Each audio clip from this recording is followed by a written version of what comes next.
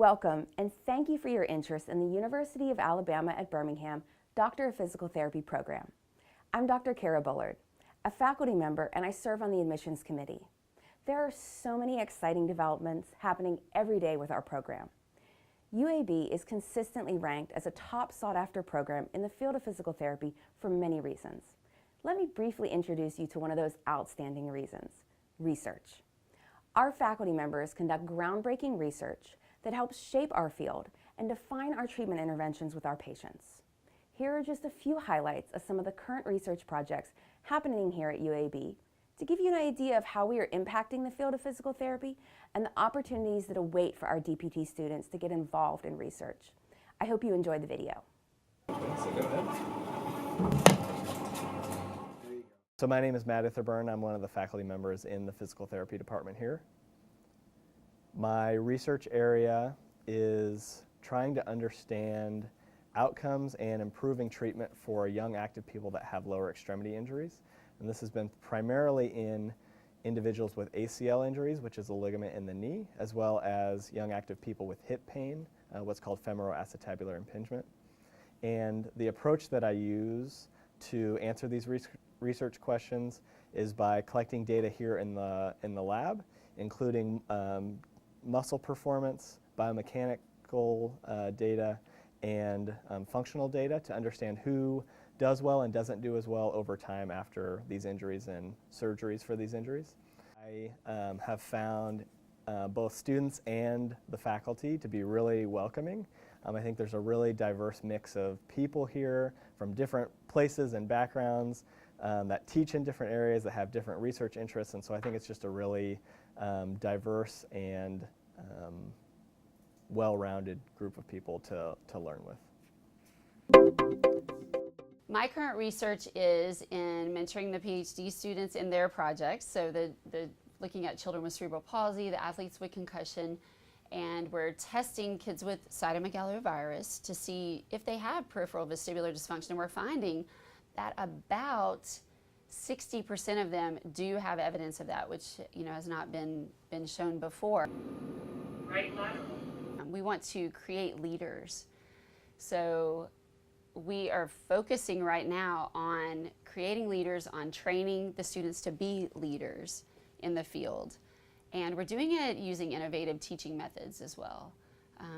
So I believe that the future of this program is bright. I know that it's a great program, and you have diversity in the program where you see a lot of people from different sorts of backgrounds, and you have the support of all the faculty where you can go into any of the faculty's offices and they can help with that, with any issue that you have.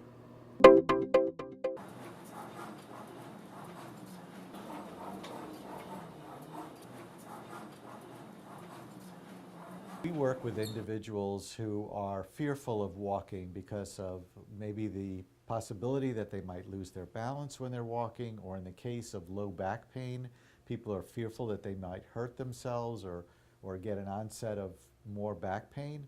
So what we're trying to do is give them an easier environment to walk in where they're safe, but where they experience some of the fun and engagement of walking. So that's why we developed this video game, to help people learn to walk again without being fearful when they're walking. Well, I'd say UAB at large is a very collaborative environment to work in. So I have current collaborations with neurology in the School of Medicine, and also within rheumatology and infectious disease. And so the research that we're doing is wide-reaching in terms of the populations and the type of people that we deal with. My research is interested in trying to understand mechanisms of reduced mobility for individuals who are aging, or who may have some neurologic issues, such as individuals who've experienced a stroke or who have Parkinson's disease. I'm interested in trying to understand factors that may lead to dynamic instability or decreased balance in these individuals, and then also factors that may decrease their cardiorespiratory fitness, and kind of how these factors can relate to decreased mobility, which is commonly seen in this population. In particular, we have a device that we've developed here at UAB called ResistX, and this is a device that applies backward-directed pulling force to individuals while they're walking. Other pieces of equipment that we utilize is a special treadmill that can apply disturbances to people while they walk as a way to study balance or balance dysfunction in these individuals with the intent of potentially using this as a training mechanism for individuals to improve balance and overall improve mobility. Currently, we're looking at a rat model. I work with rodents, rats and mice, and what we're doing is we're testing in a low back pain model. So we inject a substance called nerve growth factor into the back of the rat that creates localized soreness and discomfort. And then we use a machine to deliver spinal mobilizations to the spine, forces to the spine, and we're looking to see how that decreases the pain that the animal experiences. We don't know how it works. We don't know how it affects the brain and spinal cord.